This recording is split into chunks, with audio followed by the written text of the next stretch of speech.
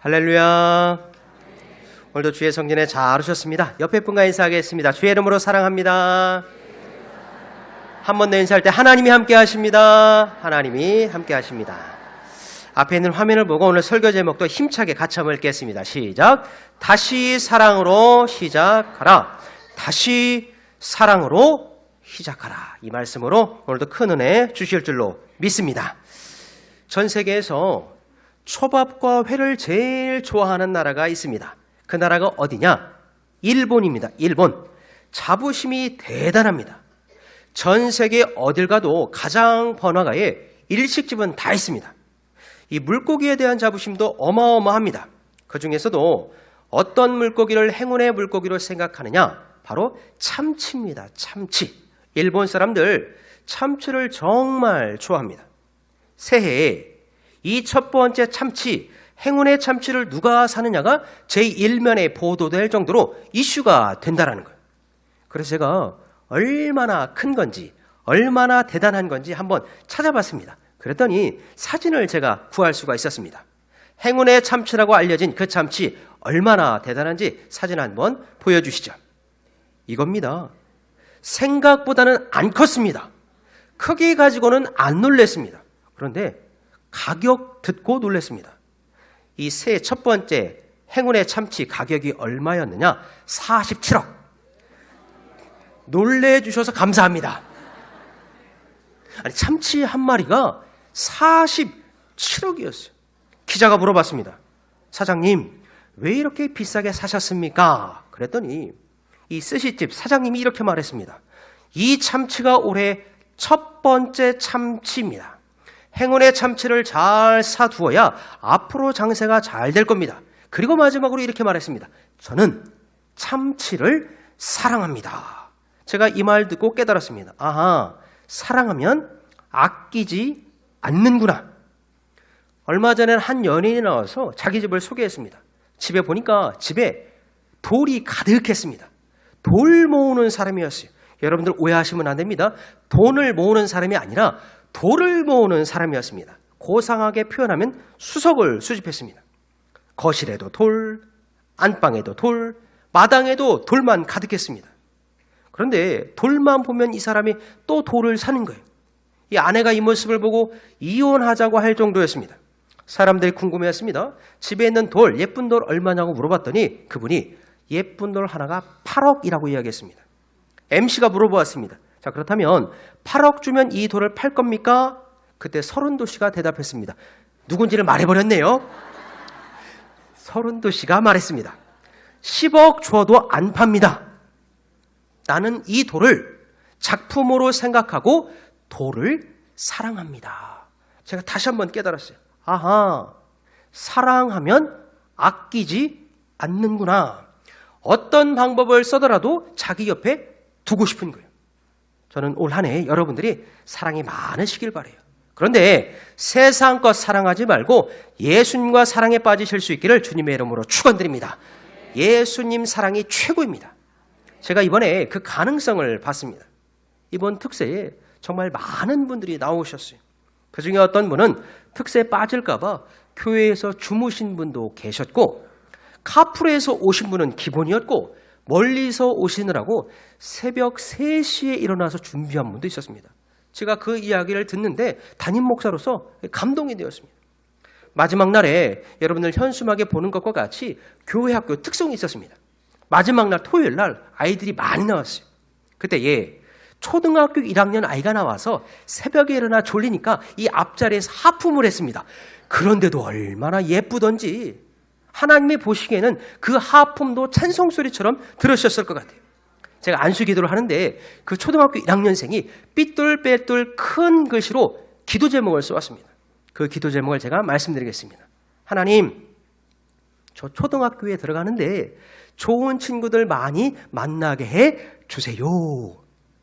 얼마나 귀엽든지 하나님께서 그 기도를 들으시고 좋은 친구도 붙여주시고 좋은 선생님도 붙여주실 줄로 믿습니다. 어떤 교회가 좋은 교회냐? 예수님 사랑을 많이 하고 기도 많이 하는 교회가 좋은 교회입니다. 예수님을 많이 사랑하고 기도 많이 하는 교회가 좋은 교회예요. 여러분들 이번 특세 때 받은 은혜를 잘 기억하면서 예수님을 많이 사랑하는 저와 여러분 되어지기를 주님의 이름으로 축원드립니다. 제가 그래서 말을 한번 만들어 왔습니다. 예수 믿으면 천국입니다. 이것은 변하지 않는 진리입니다. 예수 믿으면 천국, 구약에서도 그렇고 신약에서도 그렇고 지금도 변치 않는 성경의 제1진리입니다. 예수 믿으면 천국. 여기에 한 문장을 덧대어서 제가 문장으로 만들어 왔습니다. 화면 한번 보여주시죠. 예수 믿으면 나중에 천국 가고 예수 사랑하면 오늘이 천국입니다. 같이 한번 읽어보겠습니다. 시작.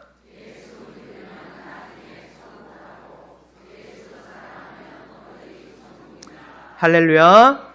누가 만들었느냐? 제가 만들어봤습니다. 예수 믿어야 천국 갑니다. 이거 믿으시기를 주님의 이름으로 축원드립니다. 이건 변치 않는 진리입니다. 그런데 예수 사랑하면 오늘부터 천국입니다. 예수님 사랑하고 이웃을 사랑하면 내가 머무는 지금 이 자리 이 시간이 천국이더라는 거예요. 자, 그러하기 위해서 예수 천국 이루기 위해서 반드시 필요한 것이 있었으니 그게 바로 사랑입니다. 사랑이 있어야 천국이 됩니다. 자, 그렇다면 우리가 어떻게 예수님을 사랑하고 예수 천국을 만들어갈 수 있을지 본문을 통해 몇 가지만 차근차근 살펴보도록 하겠습니다. 첫째로 사랑으로 말하라. 첫 번째는 말에 관한 이야기입니다. 1절 말씀에 쓰여졌는데 1절 말씀을 화면을 보고 같이 한번 읽겠습니다. 내가 시작.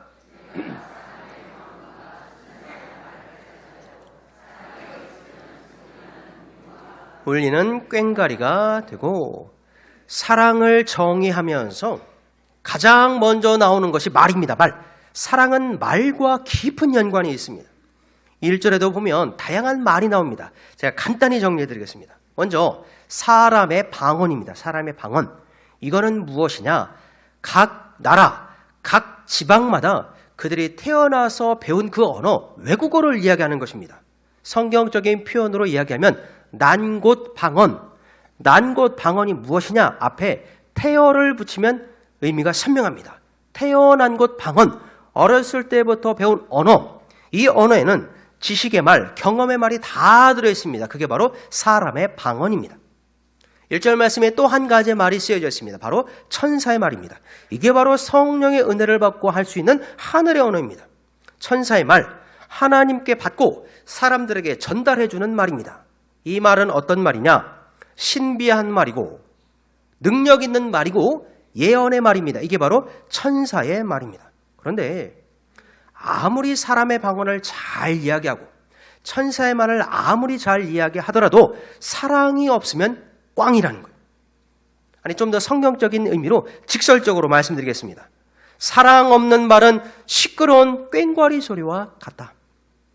아무리 좋은 지식을 말해도 아무리 좋은 능력을 말해도 아무리 멀리 있는 예언의 말을 선포한다 하더라도 사랑이 없으면 아무 유익이 없다.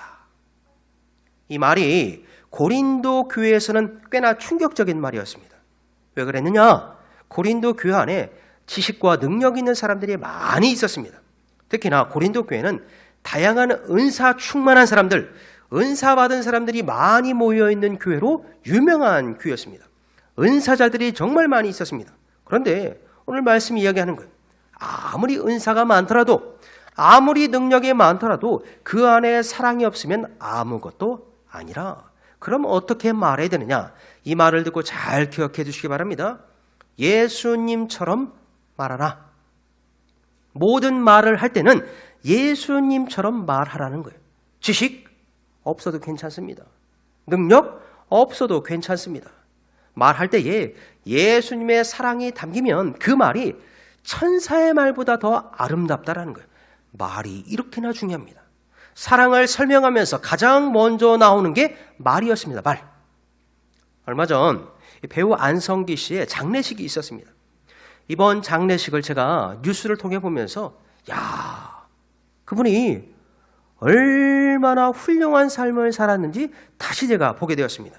다른 부분은 뉴스를 통해 여러분들이 다 보셨을 테니까 저는 딱 한 가지만 말씀드리겠습니다. 안성기 씨의 아들이 나왔어요. 이 아들이 나와서 오래전 아버지가 써주신 편지를 낭독했습니다. 아버지의 마지막 편지이자 유언과 같은 내용인데 그 내용을 제가 듣는데 마음이 뭉클했습니다. 어떤 이야기였는지 화면으로 한번 보여주시기 바랍니다.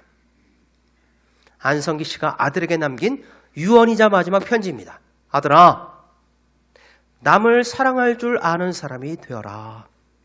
이 세상에 필요한 건 착한 사람인 걸 잊지 말아라. 이 두 번째 문장이 참 좋은 말이었어요. 이 세상에 필요한 건 능력도 아니고 무기도 아니고 힘도 아니고 착한 사람인 걸 잊지 말아라. 이 말을 듣는데 이분이 얼마나 좋은 분이었는지 다시 한번 깨닫게 되었습니다. 배우 안성기, 그는 아름다운 사람이었습니다. 독실한 천주교 신자입니다. 그러나 교회에 다니는 우리들도 마음에 새게 됩니다. 이 세상에 필요한 건 남을 사랑할 줄 아는 사람, 착한 사람이 필요한 거예요. 제가 그래서 말씀으로만 들으면 소용이 없으니까 숙제를 내려고 합니다. 여러분들 긴장 안 하셔도 됩니다. 저는 숙제는 내지만 검사는 안 합니다. 하고 싶은 말이 있을 때에 바로 말하지 말고 스스로에게 먼저 질문해 보시길 바랍니다. 내 말에 사랑이 담겨 있는가? 내 말에 믿음이 담겨 있는가? 지금 내가 하는 말이 사람을 살리는 말인가? 죽이는 말인가? 하나님의 사람은 어떤 사람이냐? 말이 예쁜 사람입니다. 사랑의 말, 사람을 살리는 말. 우리 황금동교회 모든 성도님들은 남을 사랑할 줄 아는 사람, 말이 예쁜 사람 되시기를 주님의 이름으로 축원드립니다.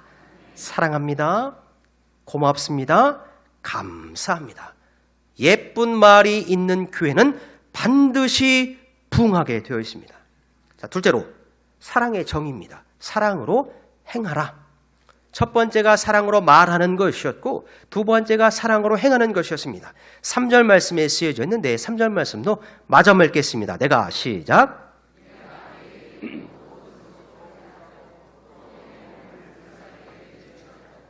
사랑이 없으면 내게 아무 유익이 없느니라. 아멘. 사랑은 말로 증명되지 않습니다. 사랑은 행함으로 증명이 됩니다. 고린도 교회에 행함이 많이 있었습니다. 헌신도 있었고 봉사도 있었고 구제도 있었습니다. 그러나 딱 하나 사랑이 빠져 있었습니다. 고린도 교회를 잠시 뚜껑을 열어보니까 그 안에 다툼도 있고 비교도 있고 분열도 있었습니다. 그래서 사도 바울이 조금은 차갑게 단호하게 선포한 거예요. 아무리 헌신을 많이 해도 사랑 없으면 아무것도 아닙니다. 아무리 봉사를 많이 해도 그 안에 사랑이 없으면 아무 유익이 없습니다. 단호하게 선포했습니다. 자, 그렇다면 어떻게 행동해야 되느냐? 예수님처럼 행하라.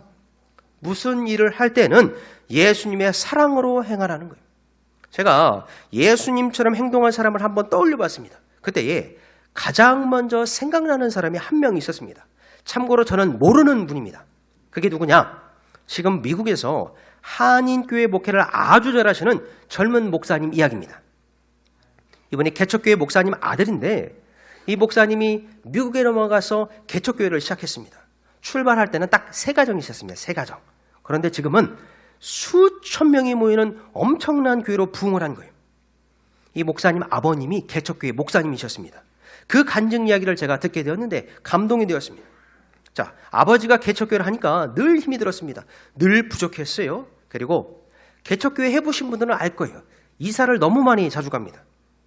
하루는 지금 살고 있는 전셋집을 빼서 이제 다른 집으로 이사할 시기가 되었습니다. 그런데 아무리 말을 해도 아빠가 이사 갈 생각을 안 하는 거예요. 아니, 이사를 갈 수가 없었습니다. 왜냐하면 새 들어있는 그 집 전세금을 다 홀라당 써버린 거예요.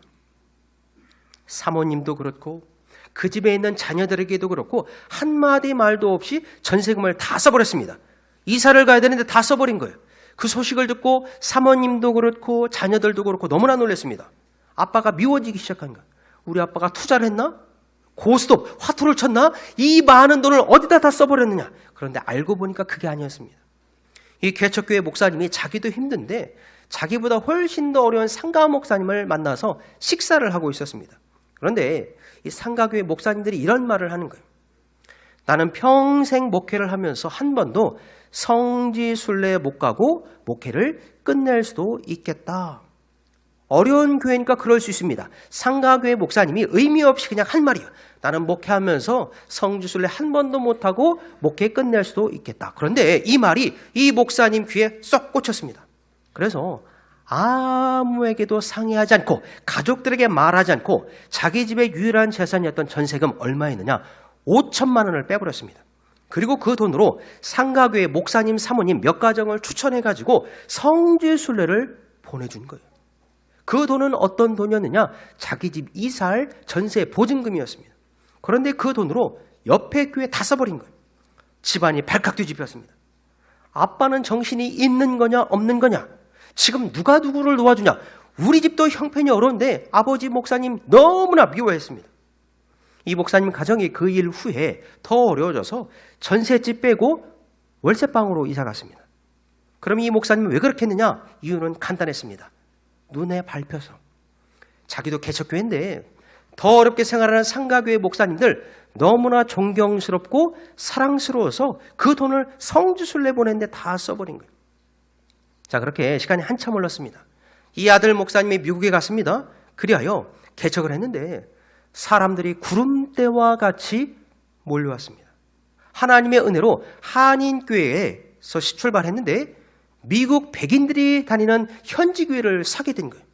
여러분들 참고로 알아두십시오. 한인교회가 한인교회를 사서 이사하는 경우는 많이 있습니다. 그런데 한인교회가 미국 현지 백인들이 다니는 큰 교회를 산 경우는 거의 처음 있는 일이었습니다. 이 목사님 아들이 그 일을 이룬 거예요.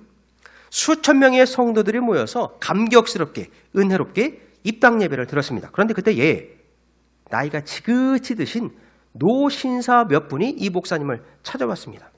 처음 보는 분이었어요. 그런데 그분께서 이 아들 목사님을 보자마자 이렇게 말씀하셨답니다.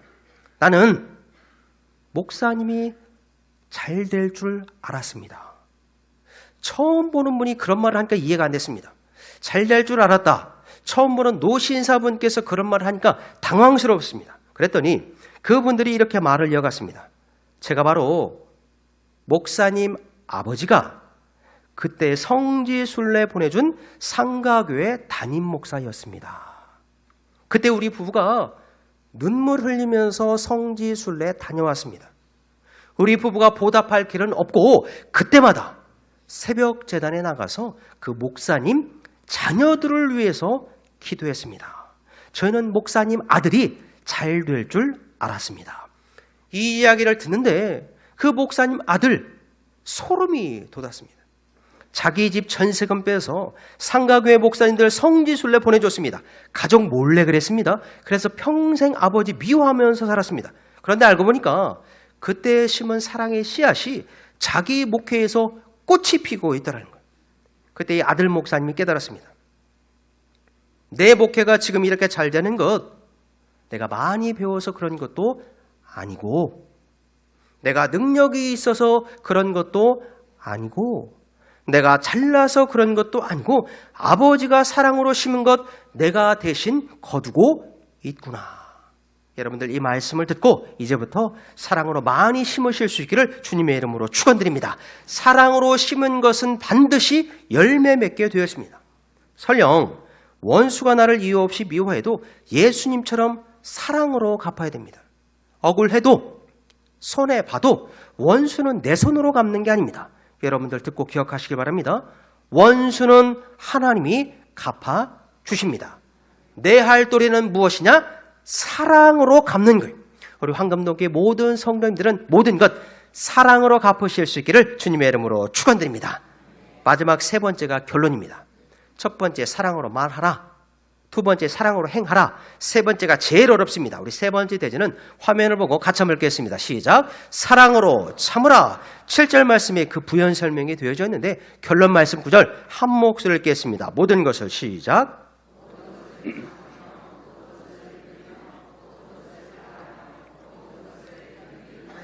아멘.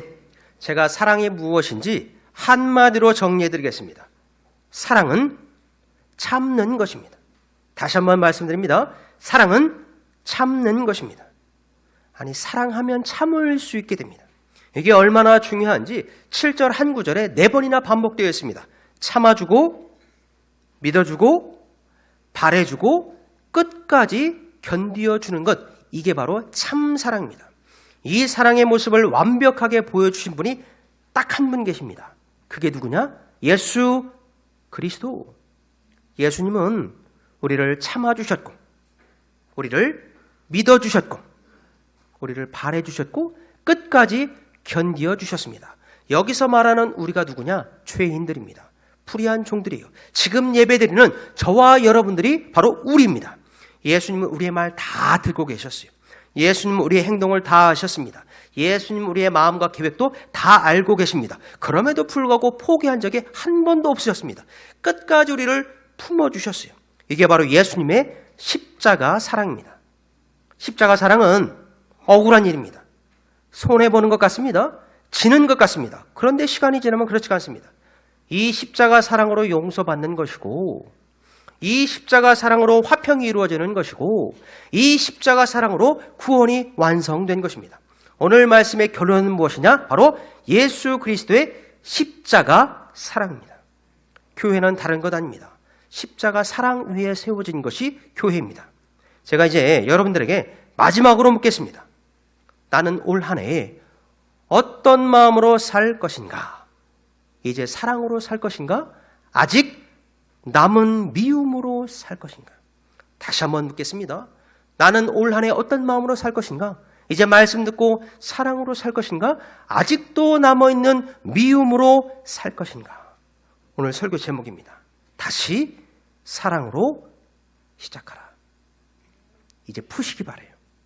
누구랑 풀어야 되느냐? 먼저는 하나님과 풀고, 가족들과 풀고, 이웃들과 풀고, 가장 중요한 것, 나 자신과도 풀어야 됩니다.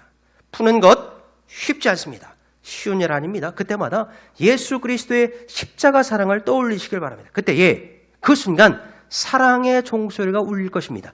내 힘으로는 안 됩니다. 예수님 십자가 지신 그 사랑으로만 가능한 거예요. 여러분들 올 한 해 2026년도 새해는 우리 교회와 여러분들의 가정마다 주님의 사랑의 종소리가 힘차게 울려 퍼지기를 주님의 이름으로 축원드립니다.